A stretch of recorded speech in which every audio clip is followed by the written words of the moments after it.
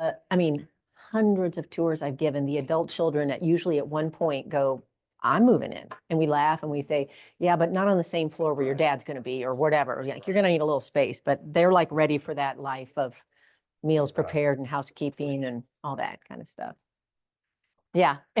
What about those little kids you have, Hillary? They can come with you? Okay. Good, Caesar? We are good. All right, good. Okay. We're gonna, okay, can I see if this, Yes. okay? Don't look ahead. Okay. Yeah. He's quite the techie. Oh, he's. I don't know how you guys. He's good. He's too smart to be here.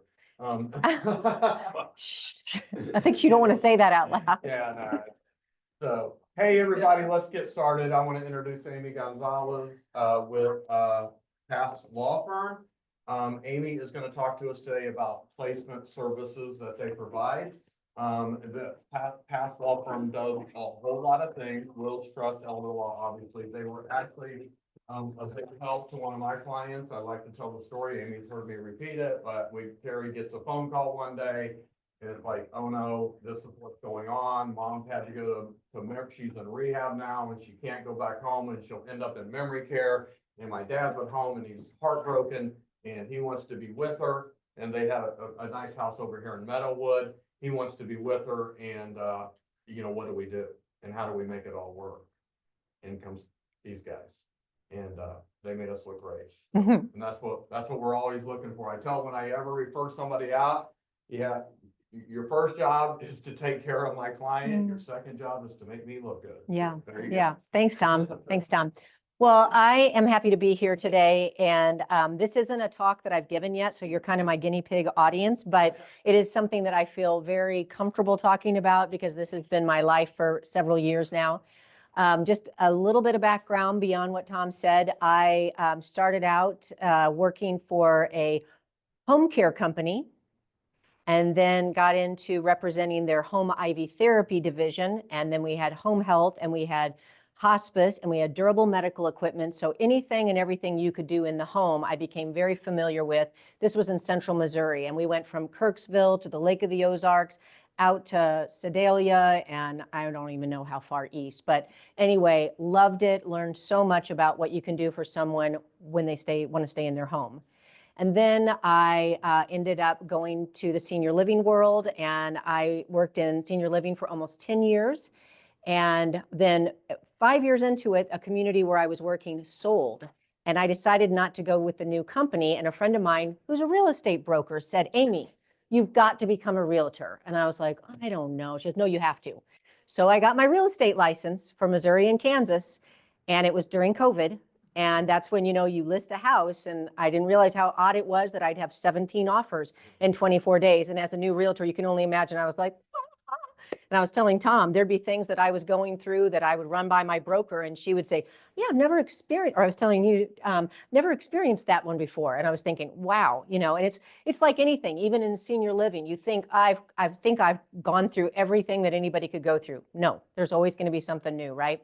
So anyway, after a couple of years of doing real estate and still working in senior living part-time, I went back to senior living. So about 10 years in home health and 10 years in senior living. And the bottom line is I love helping seniors.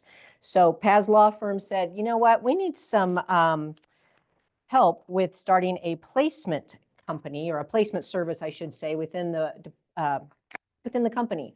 So I just want to throw out, what do you think placement services are? No. It's helping people to transition from their home to a different situation. Good. Yeah. Any other thoughts? I would say that is accurate. With us, we kind of add in the helping them navigate to where if they want to stay in their home. We have relationships with home care companies.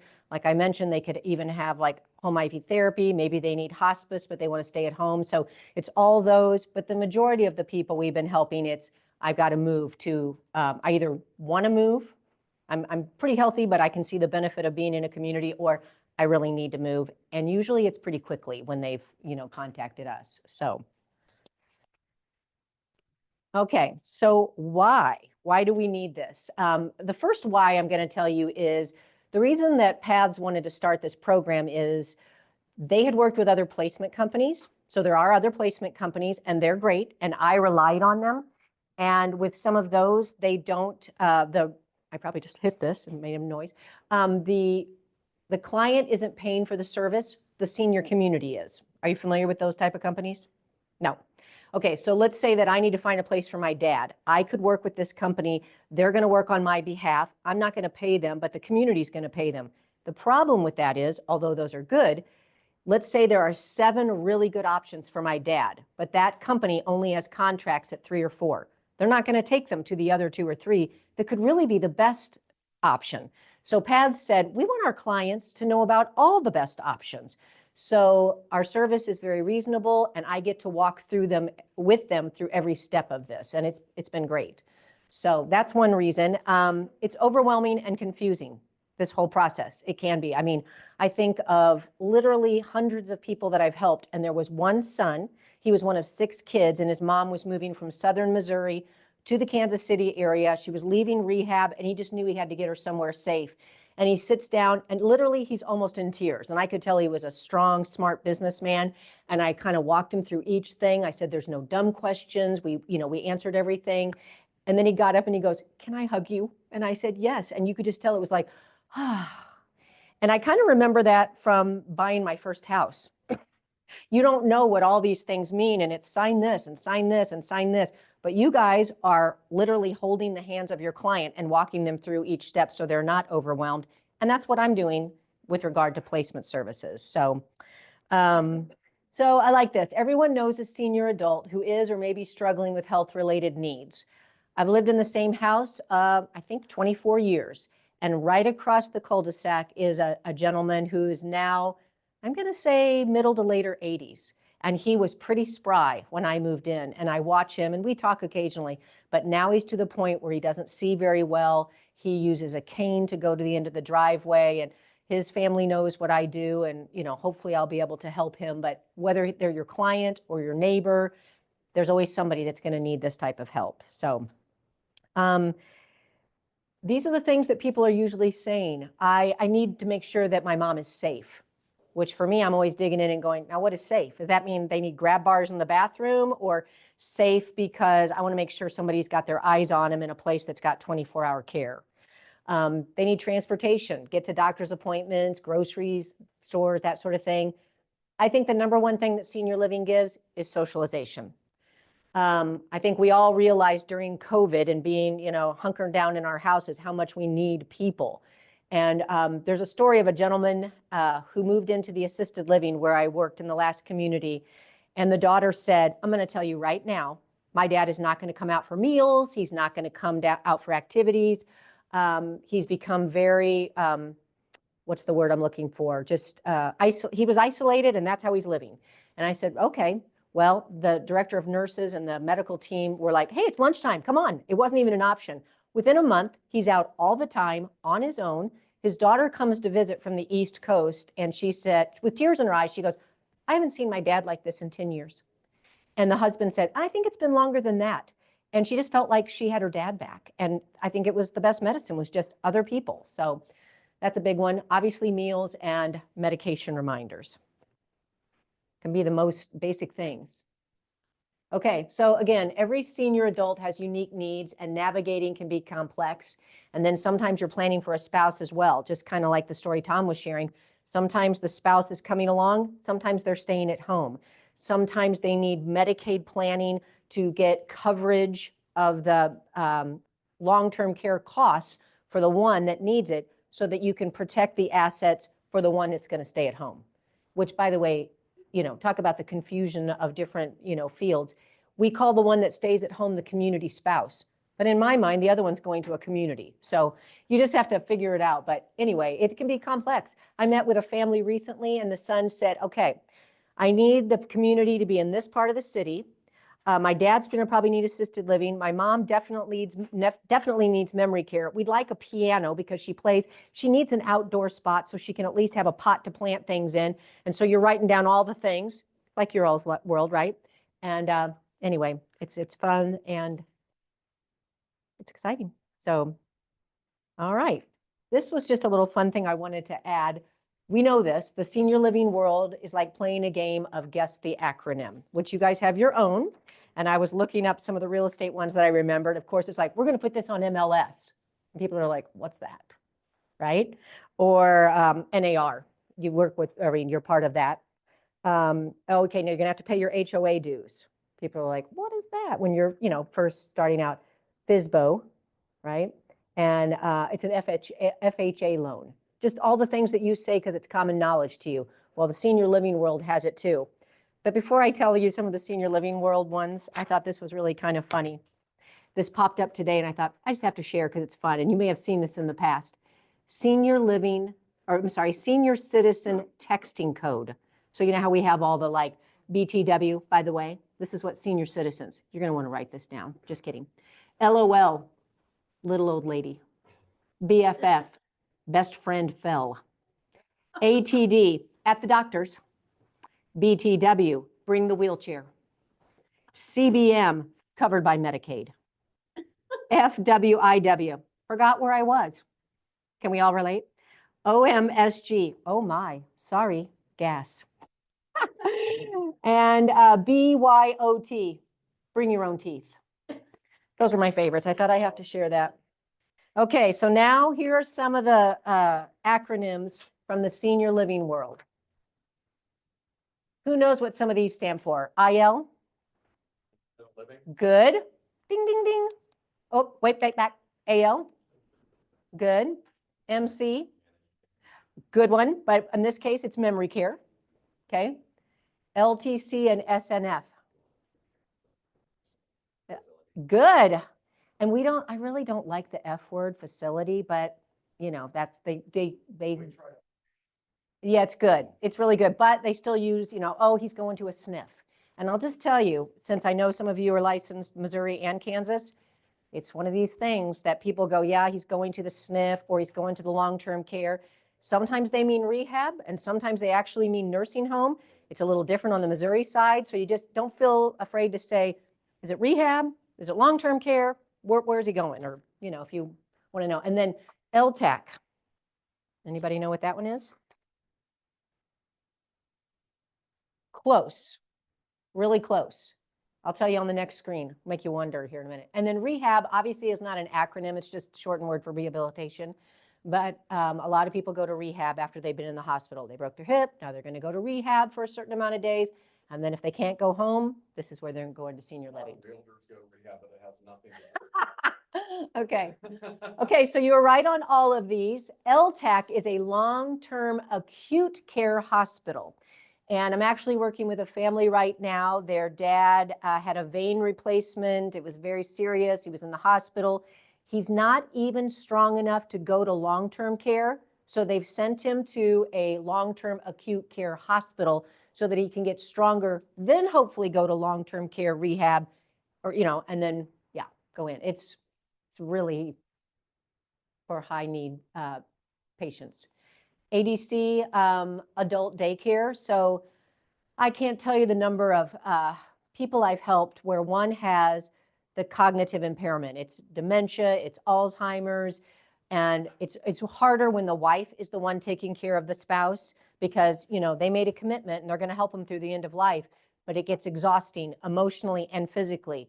And so when they can take advantage of an adult daycare, even a few days a week, it's like they can go run their errands, or they can go home and take a nap. And it's a huge benefit. So, if you ever have clients who need that, I've got resources for that. Again, rehab. And then respite, same kind of thing. I'm the caregiver, but my granddaughter's getting married and it's out of town and I want to go. If your loved one is on hospice, they can go in and get respite that's covered by Medicare or private insurance, like a whole week, which is really amazing. You can pay for a week of respite.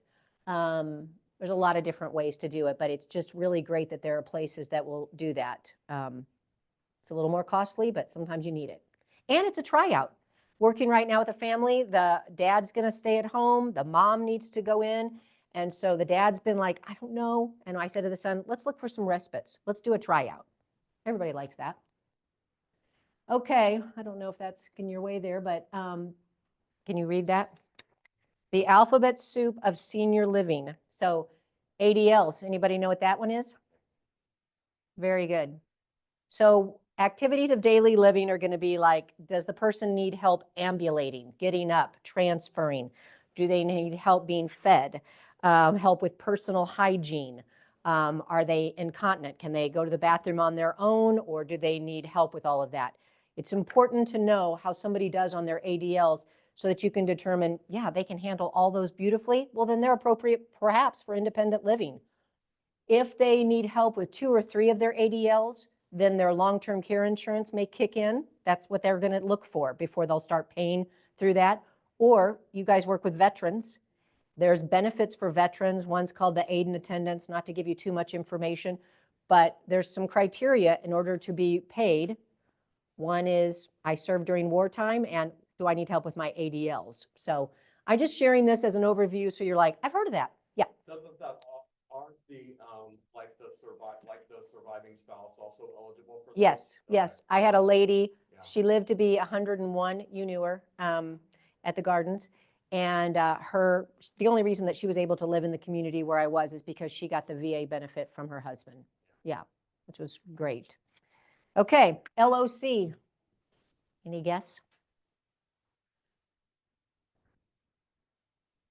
Locked out of car. Good guess. But wrong. In the senior world or senior living world, it means level of care.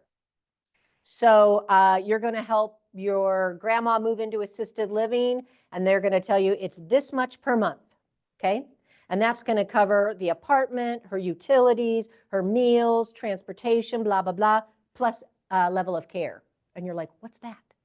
Some places use like a point system, and some places use a level. And what that means is the nurse sits down and goes, okay, this person's going to need help administering their medication. They can't just have reminders. They need somebody overseeing their medications. This one also needs to have shower assistance. They're not stable and safe in the shower. So they put together a care plan. And as the needs increase, the level of care increases. So if they just need a few things, could be an extra $300 to $500 a month for level of care. They need more. There was one man, I think he got $3,000 extra at least in level of care services.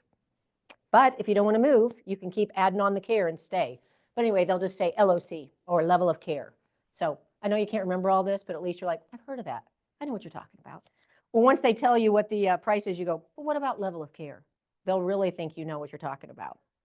Okay, CCRC. We got one right down the road. Woo! I would give you a duck if I was doing the My Ducks talk. That's right, continuing care retirement community. So you can go in at the independent living level, you can go to assisted living, you can go to skilled care. And not to overwhelm you, but there's 2 levels of memory care. One is the assisted living memory care, and one is the skilled memory care. Like Foxwood only has the skilled memory care.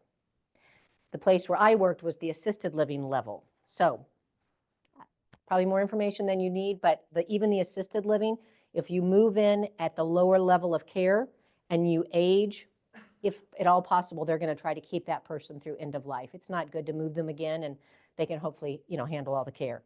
Okay, last one, CNA. Yep, or assistant, yeah.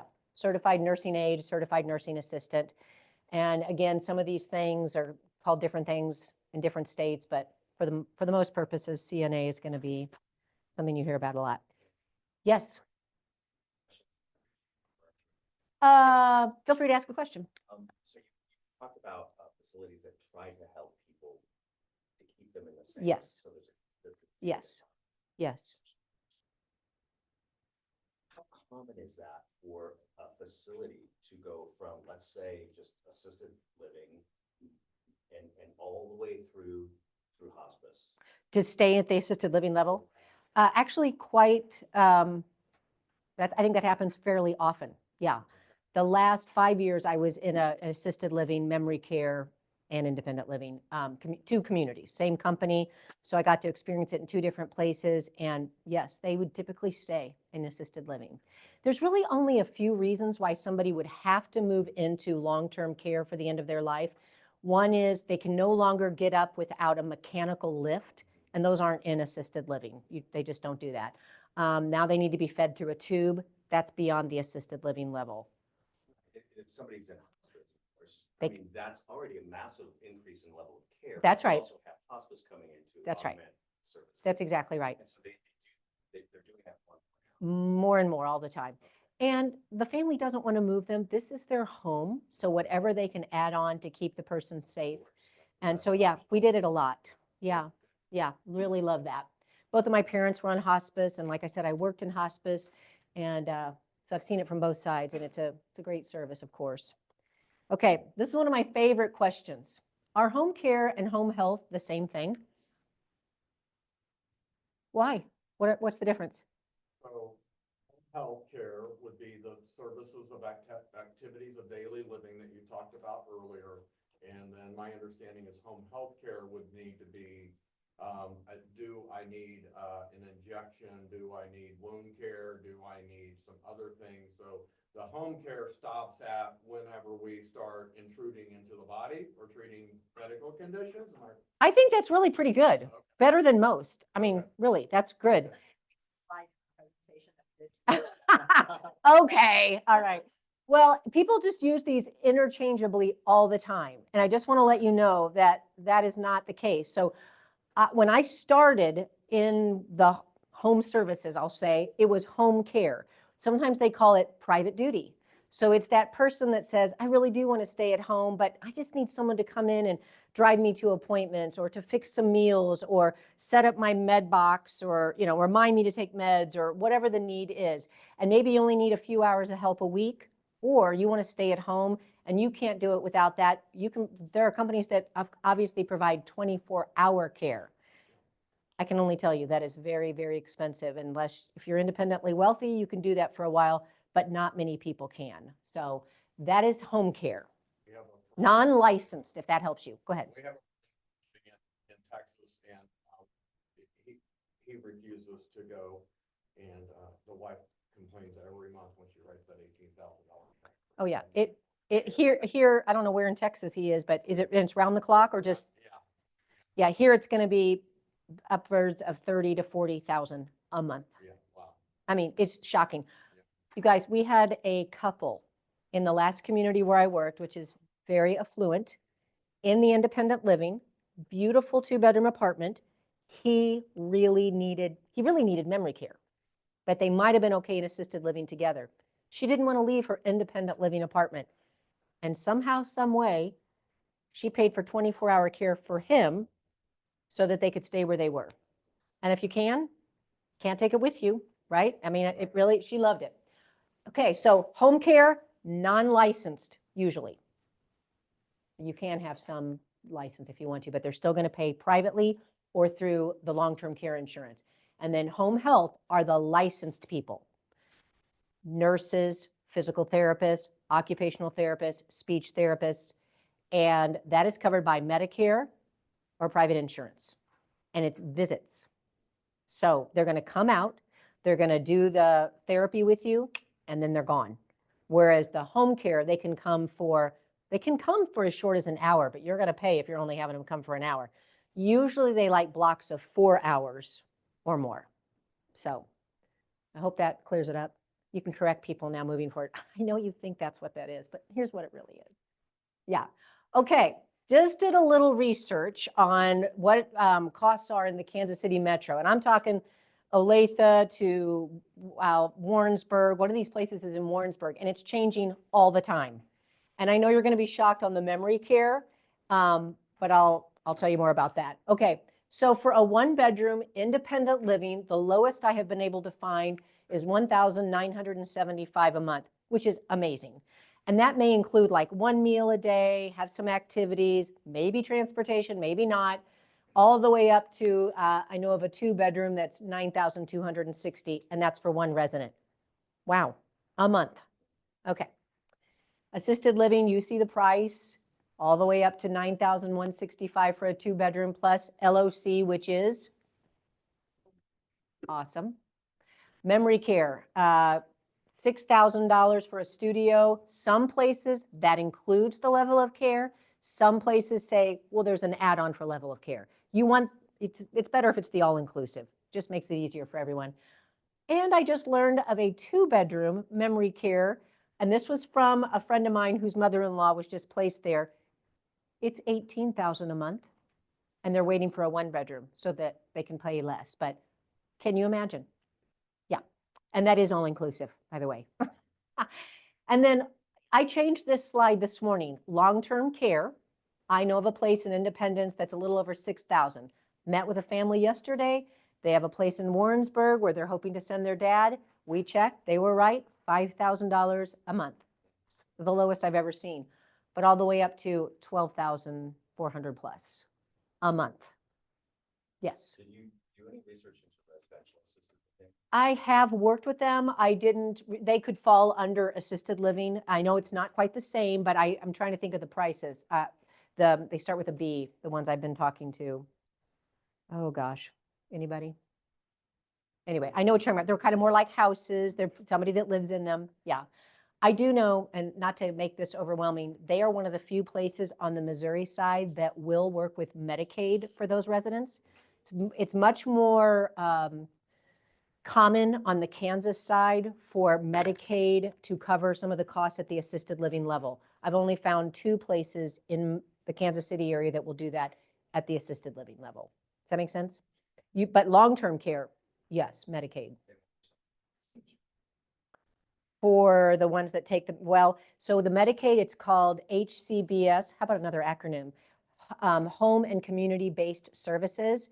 And it gets really complex, and I usually just kind of defer to the attorneys, but it's how much does the actual potential resident have coming in through Social Security or pension, and it's kind of considered their base amount that they can give, and then that HCBS or the Medicaid will cover the remaining costs for that community.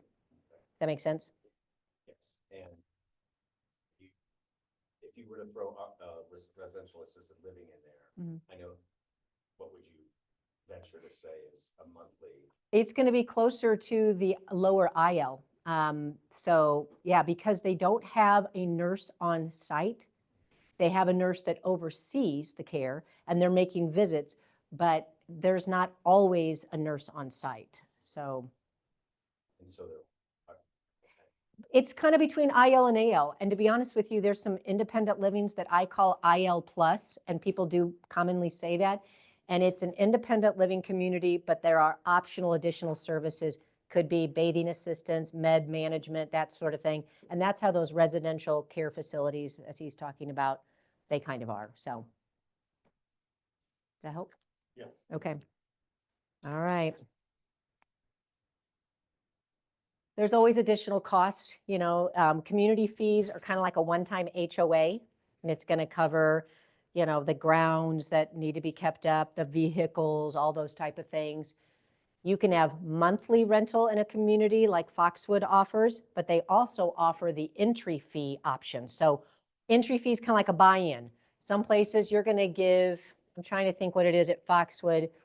There's different options. You could give them $200,000-300,000. Some places up to $500,000, so that now you are buying in. And because you've given them this large amount of money, now your monthly rent is going to be much smaller, and then you can stay there through end of life.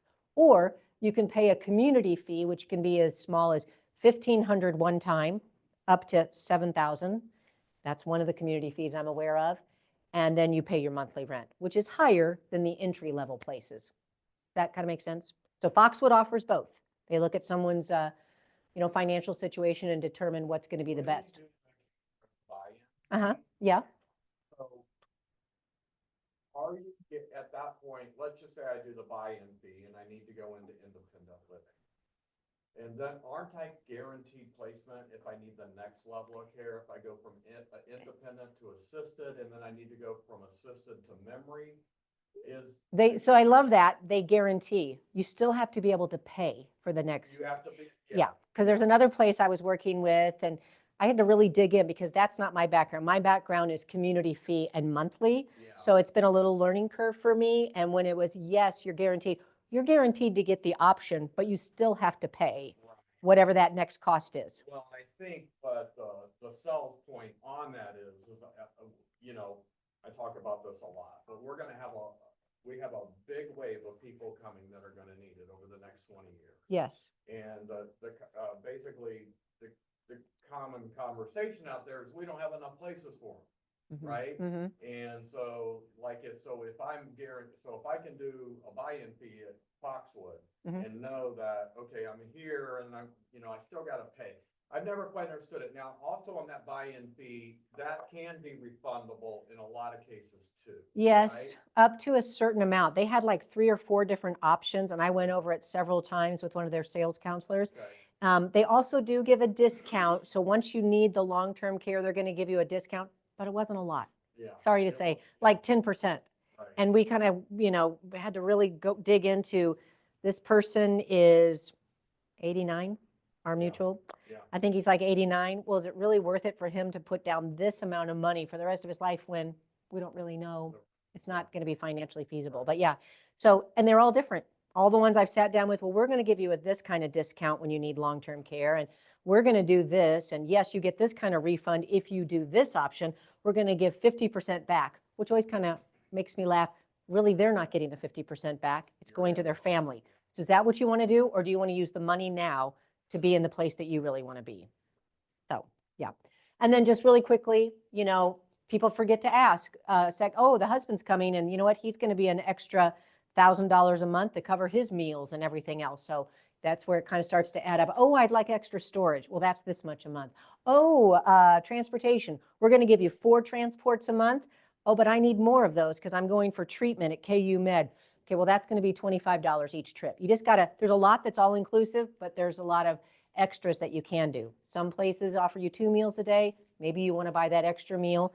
And then, like I said, independent living, sometimes you can stay longer because they have a company on site that's providing extra services. They're not part of the community. It's like a contracted agreement. My dad can stay there because that company is going to come in and make sure he's safe when he showers. They're going to remind him to take his meds. They're going to walk him down to the dining room because he's cognitively starting to slide, and I want him to make sure he gets to his meals. So just some of the extra things. So, okay, so what do? We have 3 different levels that we offer. The first one is a consultation where I sit down with the family or speak to them over the phone for up to an hour typically, listen to their story, talk about what they want, what the need is.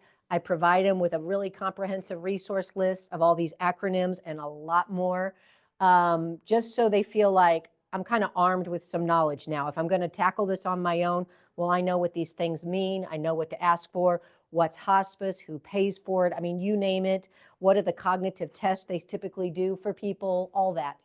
And then at the end of the consultation, we talk about, do you feel like you want to, move ahead on your own? Or I can help you with what I call next steps.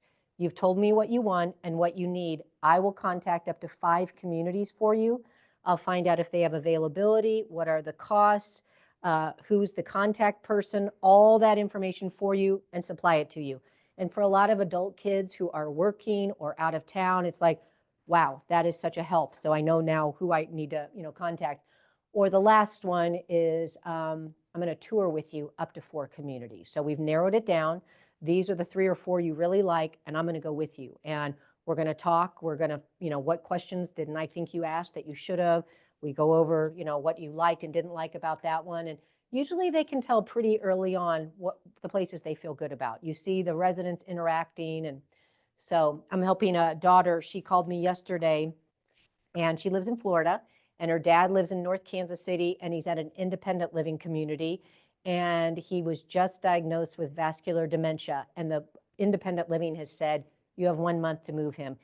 They're scared because they're not really equipped to take care of him. They don't want anything to happen to him. He's getting dressed, coming down to the front desk at 2 a.m. and saying, hey, I'm ready to go to that, whatever it is he thinks he's going to. And so she's coming in next week, and we're going to tour together. She said, I want all of it because I'm overwhelmed and I want to make sure my dad's in a good place. So we're going to go out and look at places. And she's like, well, how quick can this happen? Because I really need to make sure my dad's, in a good place. I said, if you like it, it's available. But we get the nurse to come out and do the assessment as quick as possible. they'll determine, could he be safe in assisted living or does he really need memory care? Because a lot of times they just need more eyes on them. They're not really exit seeking. They just, need to be in a safe place. Anyway, get the paperwork in, get the referral from the doctor, and they're moving in. So we can do it quickly if we have to. So I know I just threw a ton of information at you, but do you have any questions or thoughts or stories you want to share? Yes. Yes. So I've gone from Olathe out to Sedalia, placed a gentleman out there, or his wife, all the way up to like Platte City, Liberty, and Raymore Belton. It's probably the area. But if it's a little beyond that, and what I've spent the last 6 months or so visiting and contacting communities, and now I have a spreadsheet of about 90 to 100 places. So if it's a place I'm not familiar with or an area, I have a lot of, people that I network with. I have no problem calling and saying, what do you know about this place? And what's fun is, like, there was a family, their mom was in a rehab up north called Norterre, and they really wanted their mother to stay there, but she was transitioning onto Medicaid. And they got the impression when she was discharged, no problem, we got a Medicaid bed, she can stay here. Well, that was not the case. They only had 3 beds that were designated for Medicaid, and they didn't have any openings. And it could have been a slip up at the hospital, but the family, 3 daughters, were pretty upset. So now what are we going to do with mom? Because we really wanted her to stay here. So I researched, I gave them more than 5, options. And what was so great was I'm talking to the social worker at this Norterre, and she goes, well, if you want to know what I would do, these are the 2 favorite places of mine. And this is where I've sent family members and blah, blah, blah. And I'm like, that is what I want to hear. And one of them I already knew was good because one of our attorneys said, yeah, that's one of the best ones up there. We've had clients there. She'd been there. And I said, what about this other place? She goes, well, I'll tell you, it's kind of set in the 1980s on their decor. It's not the new shiny penny, but there's low turnover, it's clean, and I hear nothing but great care. And I'm like, ding, that's what I want. I would drive a little further for a place with great care that you can trust. So, yes. Well, and it's like when we're dealing with clients, they don't know what they don't know. Exactly. They don't know what inspections to get. They don't know what the time frame is. Right. They don't know all of those Right. things that need to be crossed and dotted. Yes. And it sounds like you provide that gap where you don't know what you don't know. You don't know what questions to ask. You don't know what that Medicaid bed scenario is. Right. And so if someone can, and they're, because the families are paying you, not the facilities are paying you. Yes. There's nothing in it for you to say this versus this. except for Exactly. your knowledge. That's yeah. Yeah. I worked with them for a long time. And it all, the same things are gonna pop up in a That's right. search. But that doesn't answer the questions if they don't know what the questions are. Exactly. When I started in home health and home IV therapy and all that years ago, the lady who hired me had run Stanford University's home health, but was from Columbia, Missouri. And she came back home because her brother passed away, and she took the company from literally 12 employees to over 400. But what was so great about her was she cared so much about the patient client. And she would always say to me, if it was your grandmother, Amy, what would you do? And I love that. And I still think about that today. Plus, I just run very high on mercy. What I've noticed is sometimes people they just need to cry for a minute. They just need to be told, I get it. And the other thing I always do, because especially if you're taking some care of somebody with a cognitive decline, or maybe just even physically, they're worn out and they're crabby, they're not going to tell you thanks for all you're doing. So I feel like probably a fourth of my career has been saying to a daughter or a son, you're doing a really great job. Your dad may not tell you, but I'm telling you, you are doing a great job. Then they just cry. It's like, I needed to hear that because I'm giving so much. So yeah, if there's nothing for me, I want to find the very best fit for them. And when they go, like our shared client, I said, are you happy here? Oh yes, I only wish I'd come sooner and all of this. And I was like, ah, to me, that's like a win. And see, I'll tell a little bit more of that story because and it wasn't simple, okay? And without Amy, I don't know that they could have accomplished exactly what their goal was. So you have a couple that's married, right? And they have assets together. Yes, right? yes. So a lot of people are, and correct me if I'm wrong, they get confused on what Medicare will pay. Oh, yeah. I'll just go on Medicaid. Yes. And they don't realize that that you have to spend everything that you have down, right? Yes, So in our particular case, if we want Medicaid in just the basic scenario, if Medicaid's gonna start paying for mom, then they can't have anything, right? But they come in and they do the division of assets, so we just split up the assets, so now when dad or husband moves over, he now has the money to pay for that, and now we're Yes. getting Medicaid to start paying for that. yes, It's not easy, because without Amy, Foxwood Springs, I'm just gonna bring it up, I do like them, but there was a challenge there, they said right? no. They didn't want it to, they said, no, we're not giving her a Medicaid bed, and you negotiated the fact, like, I'm bringing you two clients, right? I'm bringing you an independent living client, and I'm bringing you that, and you got them to do it. And more later, maybe. Oh, yeah, well, we've already had another one, same scenario, only the husband's in the long-term care and the wife is in independent living. So, Yeah, you're And right. in Missouri, and I've heard this, and not from you, and it's like, okay, most of us aren't gonna wanna send our parents to a Medicaid facility in the state of Missouri. I'm starting to understand that Kansas is a better setup.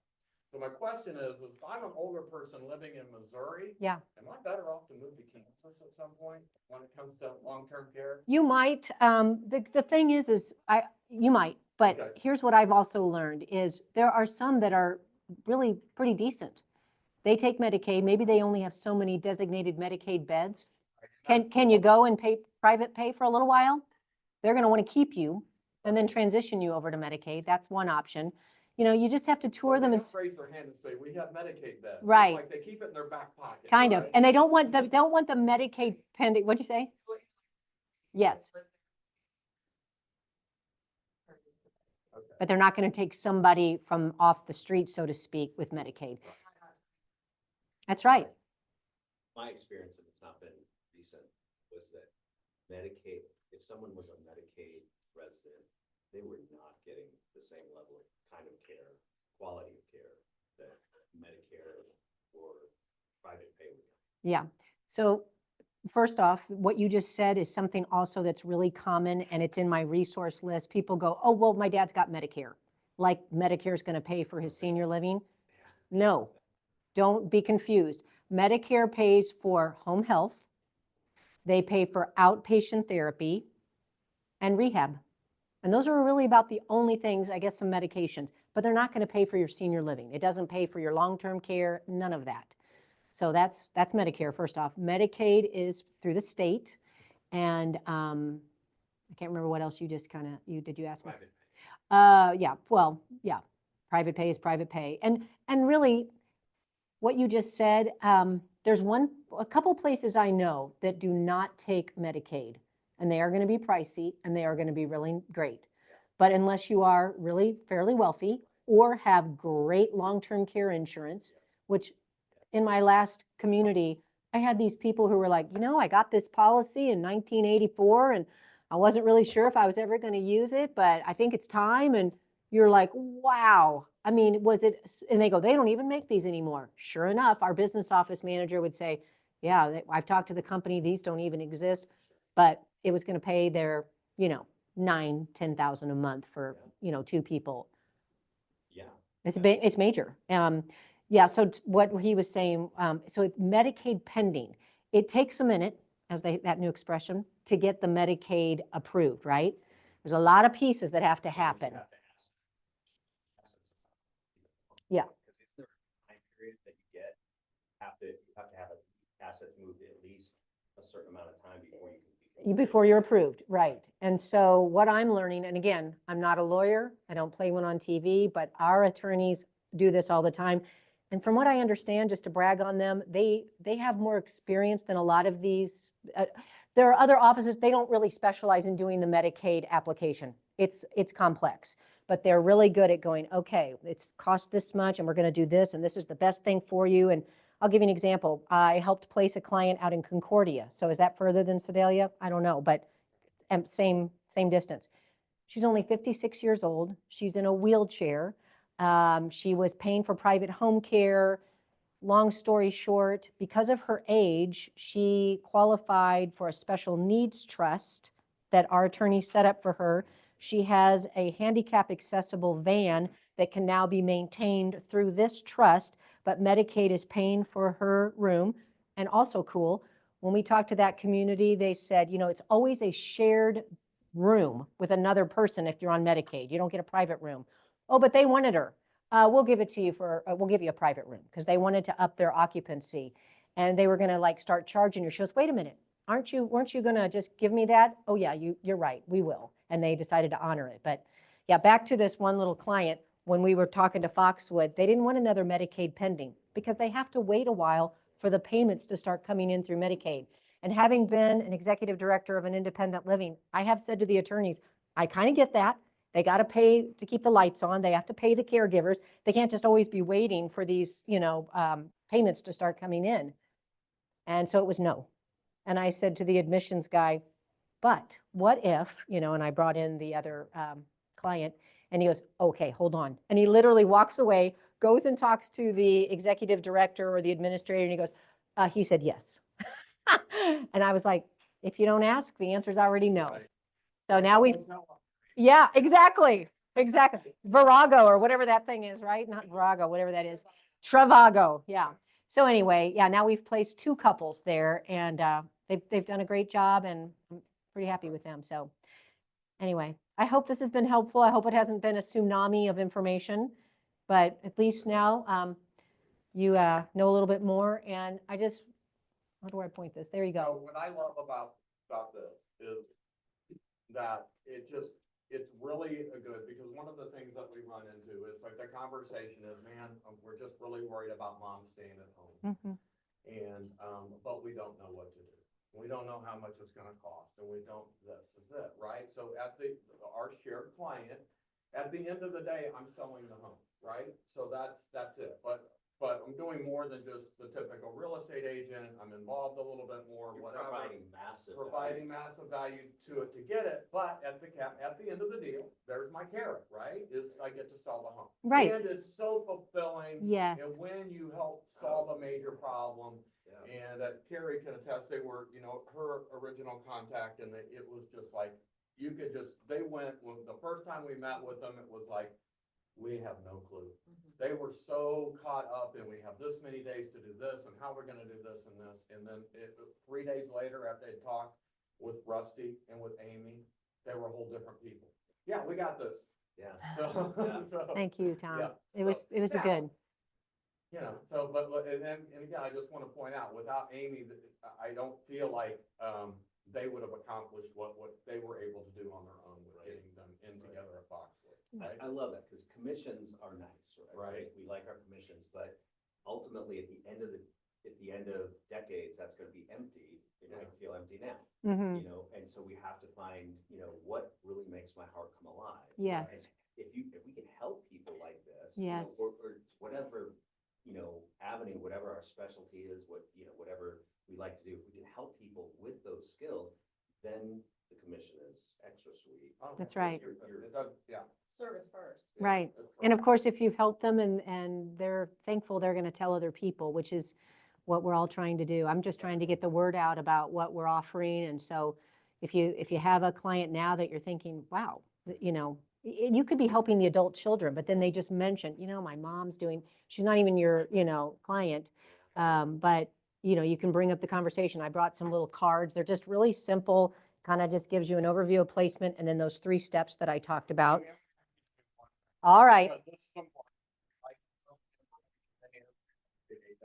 Would you please lay out the pricing on that? I will. Because I find it to be very reasonable. Yeah, so the consultation is $250.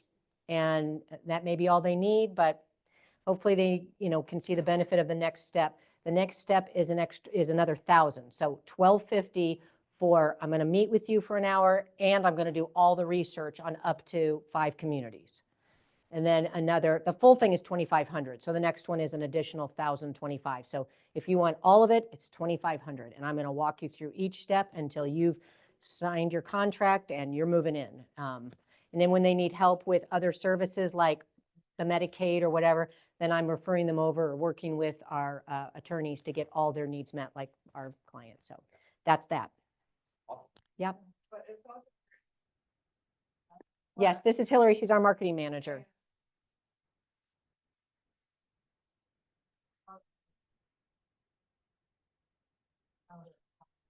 And you would think she probably knows all of the ins and outs of placing somebody or getting them in. But, you know, even if you're the child of the senior that wants to be involved, having Amy there to ask the question, you know, it's very overwhelming.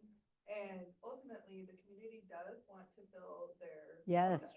Yeah. And so, I think a lot of times, you know, they're all probably great, but they will get you in, kind of on, you know, speaking the sweet words. Yeah. And we've had clients that we help, you know, place or, where they're DPOAs, so we help take care of their needs. And we've had to move them because, you know, we were promised one thing and that's not very accurate once you get in there. So having kind of a advocate for you, even on the backside, it's, you know, somebody that will fight for you if you do see something that's going wrong. Mm-hmm. It's Amy, and you know, if you want somebody in your corner, it's Amy. Well, yes.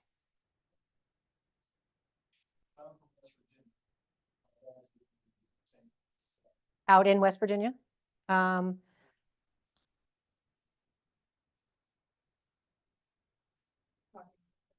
Or for legal.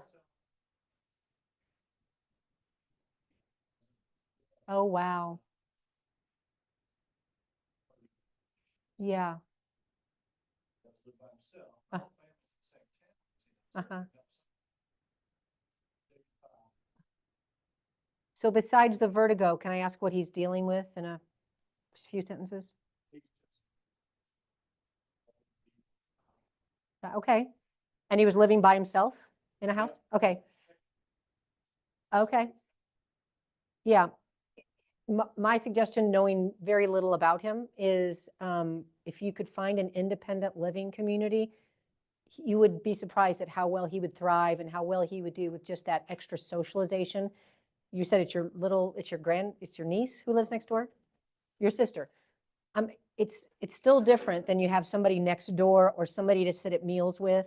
You know, I'm sure she's not over there multiple times every day. And so it would probably just benefit his life, you know, and they're not that costly. You saw here, it was $1,900 or $1,600 for the least expensive independent living.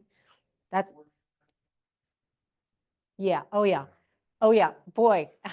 I can't tell you the number of times I'm meeting with a family and I'm talking to the senior, but the family's, you know, kind of around them. And I say, now, are you still driving, Mr. Johnson? Or whatever. And the daughter will kind of slip behind them and go. And that's my clue to go, you know, even if you are driving, you're paying for transportation. And usually this is the generation where they're like, I'm not wasting my money. I'm like, I mean, you could drive, but why would you? I mean, we've got 3 vehicles and drivers. I mean, we're going to take you everywhere and you're paying for it.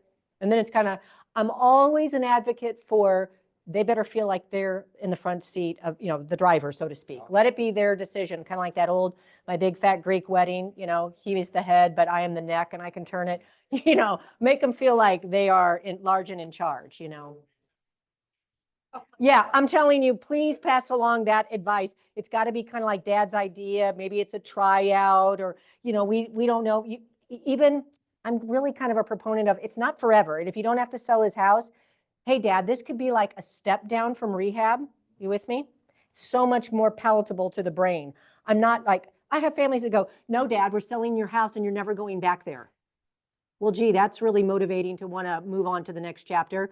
But when the families go, you know what, we're not going to sell your house, dad. We're going to try this.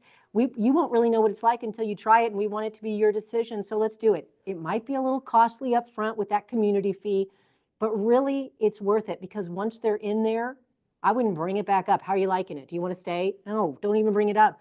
Just engage with them and, oh, this is your neighbor, Lucy. Oh, Lucy, it's so nice to meet you. Get involved. Now they're having fun. And now they don't even want to go back home. Yeah. I mean, many people go to rehab and then they're like, I really kind of want to stay, even though they get healthy enough to go back home. Well, it's nice. They're getting the meals and they got people. And, you know, years ago, I watched one of those, what were they called? TED Talks. And it was about, and I know there's been a big special on Netflix, but this is a little bit different. It was just like a thing on why people live to be over 100. Yeah, but this one was just a TED Talk from like, I don't even know, 10 years ago. And they had done this 5 or 10 year study and they found this island in Italy, which I think they talk about in that special now. what were the top 10 reasons why people live to be over 100? Well, I was intrigued because in the community where I was, and it was independent living, we had 2 100-year-old men. That's pretty amazing. And so one of the, it was, no heart issues and, they didn't smoke and no cancer and whatever. But then you get to the last 2 or 3, and I don't remember what was 1 and what was 2, but this was it.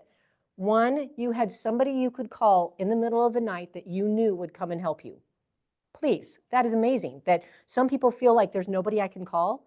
And the second was people called you by name several times throughout the day. And after I read that or saw that in the TED Talk, I was like, oh my goodness, we do that all the time. Fred walks through the lobby and we go, hey, Fred, how are you? Good morning. Oh, good.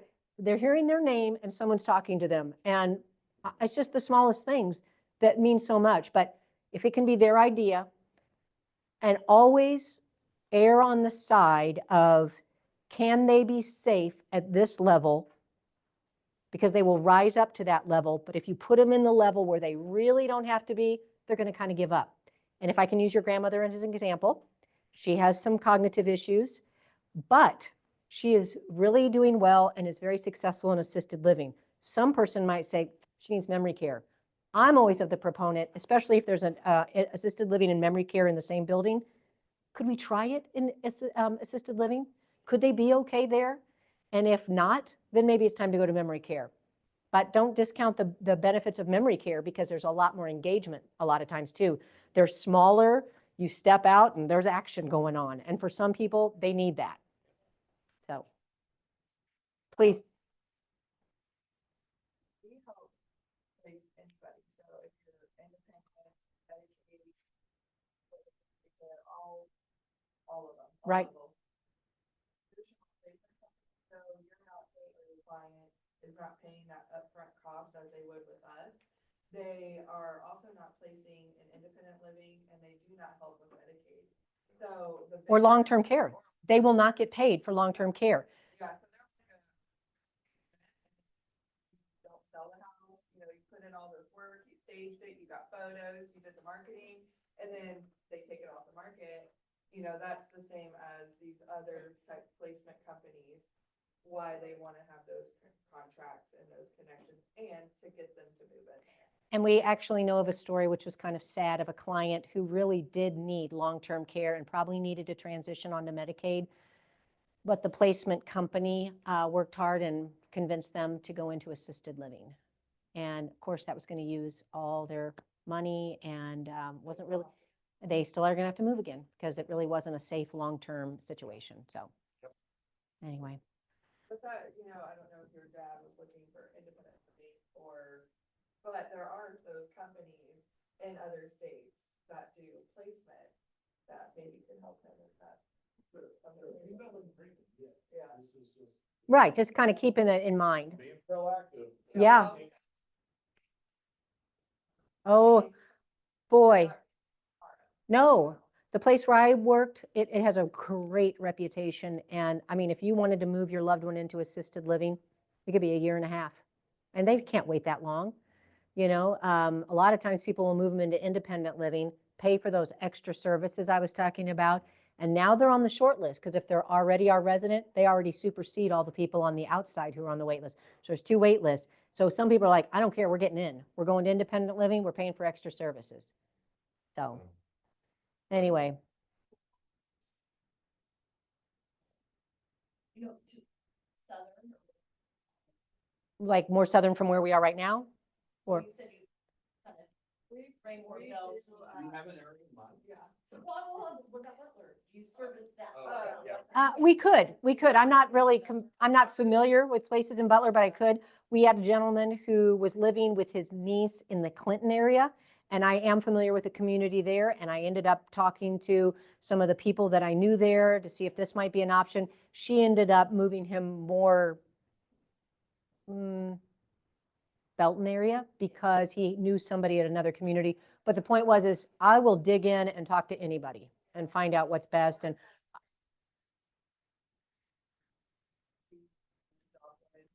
St. Louis. yeah, It's just, if the need is there and they need a replacement service, then they would just call us all the same, and then Amy would do her part to dig in and to get, all the good.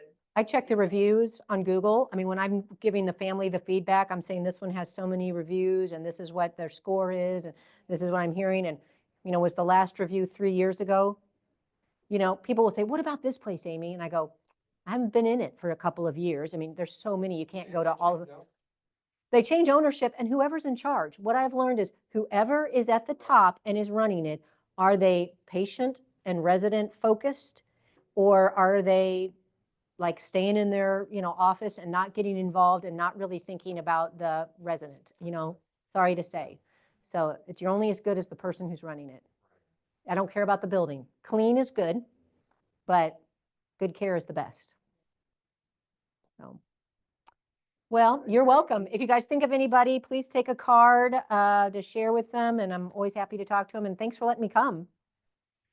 And I appreciate realtors more now that I've gone through this on my own.